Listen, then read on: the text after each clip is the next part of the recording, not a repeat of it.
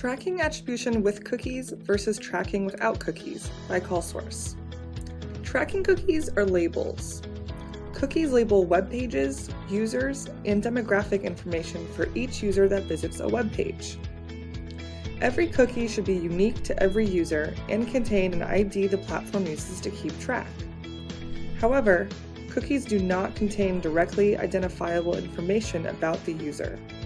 In fact, there are several flaws in cookie tracking. Let's take a look at some. Users do not represent actual people. They are only a count of unique IDs. Users are not shared by different browsers, devices, or locations. Users are easily deleted and often deleted by the people they supposedly represent. Users are only unique to a specific time period and after that time are reset. User counts are not perfectly precise and are often adjusted from the actual numbers by an unknown amount. Sampled users only gives a distant snapshot and not precise data.